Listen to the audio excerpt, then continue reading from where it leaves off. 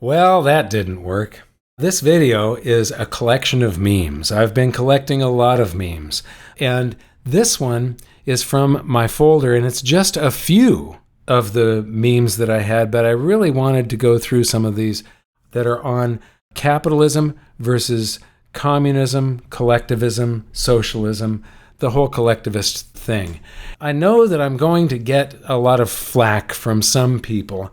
There's going to be people that say, but socialism is really this, or socialism is really that. Well, there is no clear definition.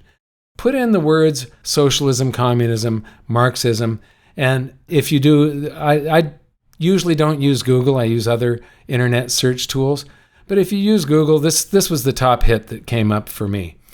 In Marxist theory, the socialist mode of production, also referred to as the lower stage of communism or simply socialism, as Karl Marx and Friedrich Engels used the terms socialism and communism interchangeably. Now, these are the guys that wrote the Communist Manifesto, and they couldn't tell the difference. So here we go with some of the memes. Socialism works so well that people build boats from trash to escape it, and it is true. This was the one that inspired the whole video. People escaping socialism, and they've got these pictures up here, and then people escaping capitalism, image not found.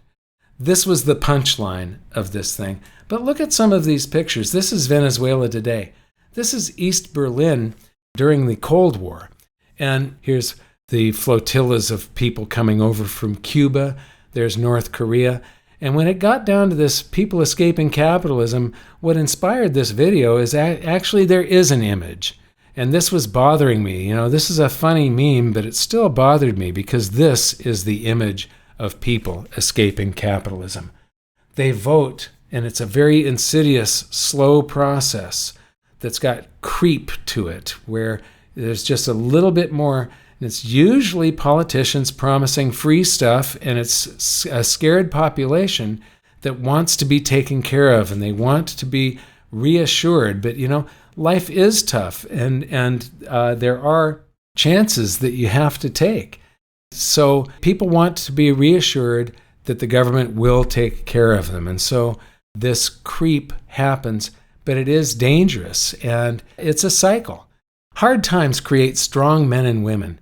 Now, my father was born in 1923, and he used to tell me stories about when he was 8, 10, 12 years old. He and his friends would walk along the railroad tracks and pick up lumps of coal that had fallen off the train. Why were they doing that? It was to heat the family home and keep everybody warm during those cold North Dakota winters.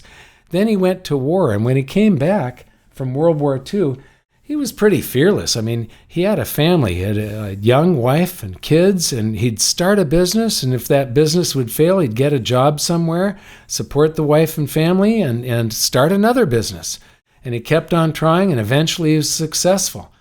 So hard times create strong men and women create good times create weak men and women create hard times.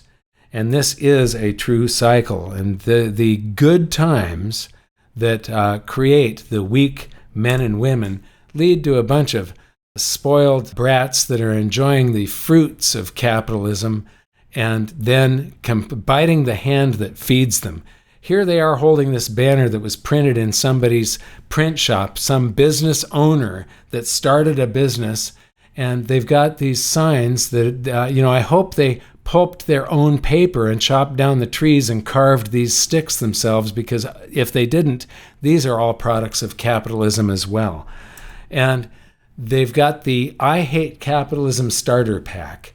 They've got their iPads and their lattes and laptops and Xboxes and fast food and their cell phones so that they can organize at one of these rallies. Here's a girl that was speaking at the Democratic Socialists of America National Convention 2019. And in this video clip, the first words that come out of her mouth are, "If we're going to defeat capitalism, we need to..."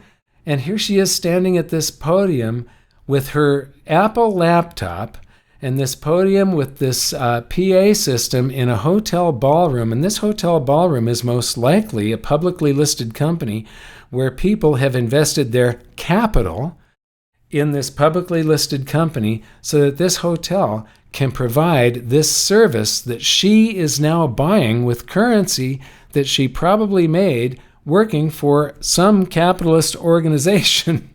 All the fruits of capitalism and free market, interaction, just people wanting to deal with one another. And she wants a socialist society where everybody shares everything, but she's not really realizing that some group of people has to administer this, and they have to enslave. They have to take the freedom away from a whole bunch of other people in order for this vision of her ideal society to exist. So here you've got taxpayers moving society along, and you've got a government employee paying taxes, pushing, he's paying taxes also. But, and I just think it is hilarious that government employees pay taxes, and it was taxes that paid their salary that they then pay taxes out of, and if you collect Social Security, if you also have any other income, it makes your Social Security benefits taxable, if you exceed a certain income.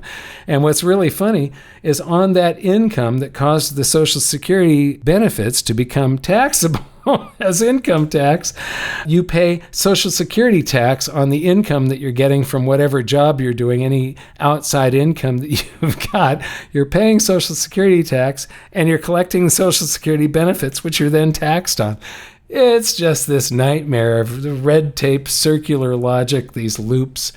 Socialism debunked in 2 sentences. All of the socialists could meet up, gather all of their wealth together, and then divide it equally among themselves. Number 2, this has never happened. Well, this meme is actually untrue. It has happened on grand scales like the USSR and Mao's China. It didn't work there. It imploded. But it happened on very small scales also. I'm a product. I grew up in the 60s, and during the Woodstock era, there were communes springing up all over Western societies, but a lot of them in California and in Oregon. It never worked. People would get together and they say, well, we're going to start this community farm, and we're all going to work together. We're going to have a community kitchen, and we're all going to share the fruits of our labors. So we'll take whatever we've got right now, we'll put it all together, and we'll start this thing, and we'll share everything equally. And after a while, there's people that are just sort of naturally have more power and want to tell other people what to do. So you've got these people that become in power, and then you've got people that are hard workers naturally, and so they become more productive and they're doing more of the work. And then you've got the people that are just naturally freeloaders and they ride on the backs of the productive people. And then you've got the people in power telling everybody what to do, and after a while everybody resents everybody else, and the whole thing implodes. It either implodes on a grand scale like the USSR, or it implodes on this small scale like all of the little communes that used to exist in California, where I come from. They always want to try it. They always say, well, it wasn't real socialism. So this is that cycle, the endless cycle of socialism. Insanity is doing the same thing over and over again and expecting different results. Socialists take over. The socialist system creates misery and death. They all say, well, it wasn't real socialism, so let's do it again. And you just can't do it because you're trying to invert the laws of nature. Human nature is that you want to take care of yourself and your family first, your friends and neighbors second, and people you empathize with, strangers that you empathize with third. And socialism and communism want to invert that structure, and it will never work. Per Byland, he's from the Ludwig von Mises Institute, or Ludwig von Mises if you're German. What causes poverty? Nothing. It's the original state, the default, the starting point. The real question is, what causes prosperity? Thank you very much, Per. This is excellent. This is asking the wrong question. What causes poverty? The answer is nothing. What causes prosperity? Free market capitalism causes prosperity. Strong property rights cause prosperity. Socialism always rides on the back of some sort of capitalism. Socialism always falls apart. Socialists ride on capitalism. That's what separates them from starvation. I don't have to say much about this one. It's really funny.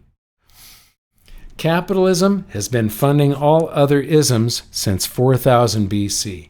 I love Thomas Sowell. He's a great economist. I've read several of his works.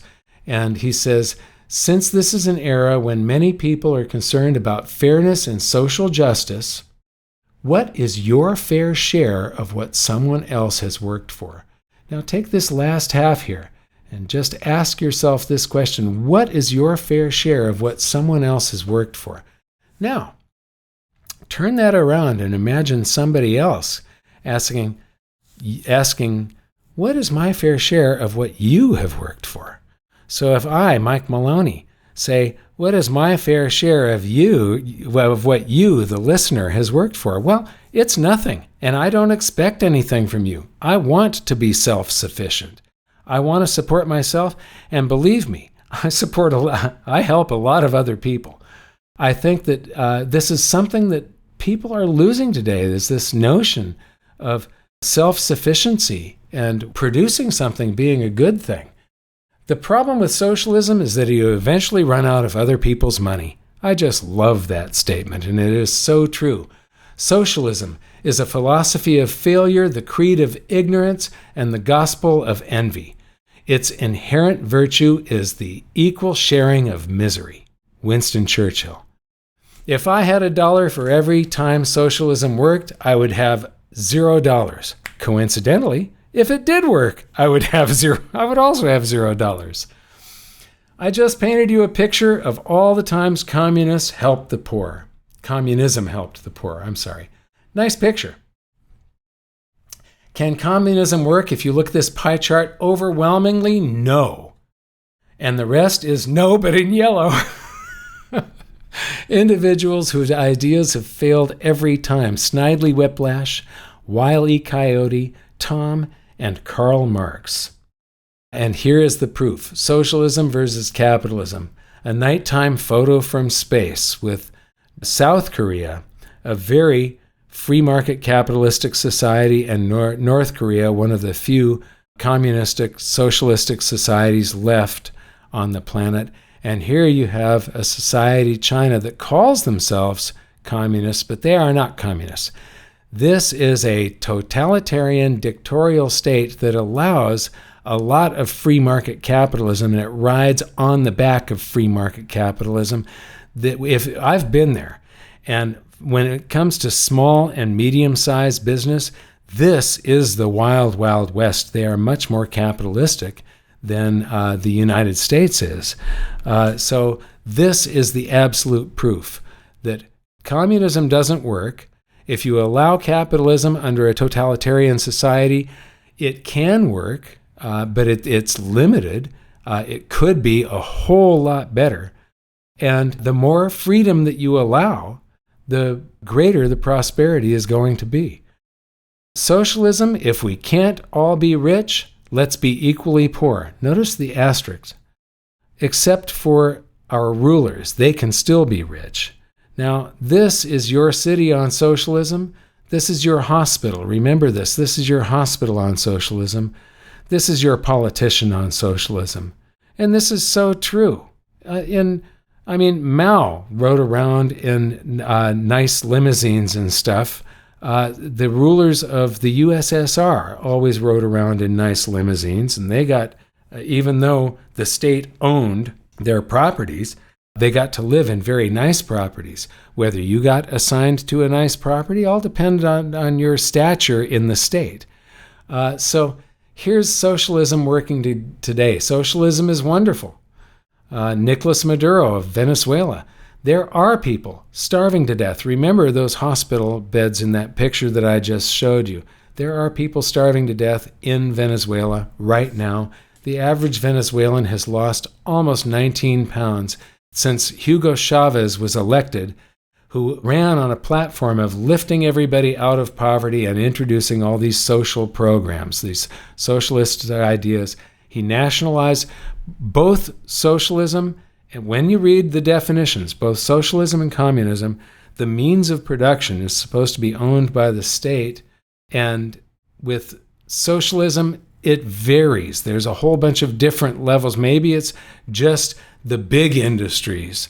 Some socialist beliefs, there's just so many different, there is no clear definition of what real socialism is. So I'm going to let you sit with this one for a minute. So Noam Chomsky is a very, very smart man, but he is an ivory tower academic that has a whole lot of hypotheses. And some various hypotheses for turning back time are black holes, time machines, DeLoreans, and socialism. Only socialism has been tried and tested and is true. I mean, it is the only thing that can turn back time. What did the socialists use before candles? Electricity. You know, there's a great book, and it's a real easy read, and it is just charming as can be. It's called Anthem, and it's by Ayn Rand, and it's only about 50 pages long. It'll only take you a couple of hours to read. It's a great book. Read it, and that's probably the inspiration for this meme. If socialists understood economics, they wouldn't be socialists. Friedrich von Hayek. I love him, and this statement is so incredibly true. The economics of socialism just does not work.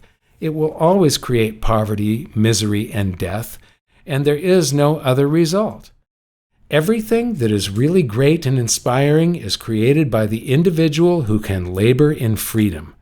That is so true. Now, this meme, I just found it really funny.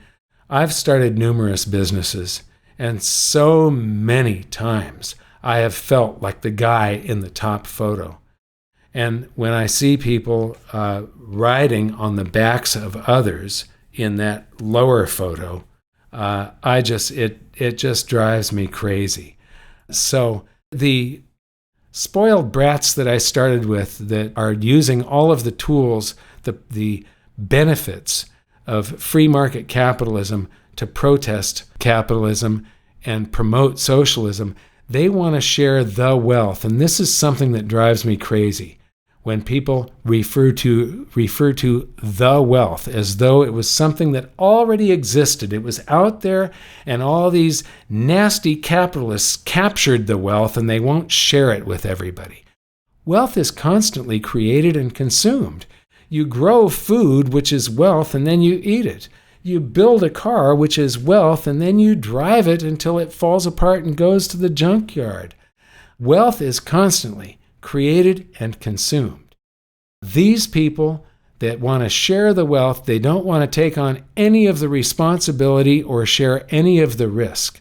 I've started numerous businesses myself, and you save up capital for several years, and then you start a business and you pay to work. You pay everybody else, everybody that you hire and employ, you pay them, and you don't pay yourself. You're paying to work. And then if the business makes a profit, and for some reason profit has become a dirty word today, if the business makes a profit, you can finally get paid. But you're basically paying yourself back for everything that you've saved and spent paying everybody else while you were getting your business through its infancy. It's a tough road, and it's a lot of risk. And socialists just want to ride on the backs of the other people that take the risk and the responsibility. So, this is interesting. You have to pay money to visit Karl Marx's grave because the Marx enthusiasts who have the property can't find a realistic way to maintain the property without charging visitors a fee. I'm just going to let you process that now. So, to end this video, I've got one more meme. Stay hungry, my friends. Thank you. At goldsilver.com, we have a price match guarantee, free shipping, and global storage options. Get the best-selling book, Guide to Investing in Gold and Silver, for free at goldsilver.com.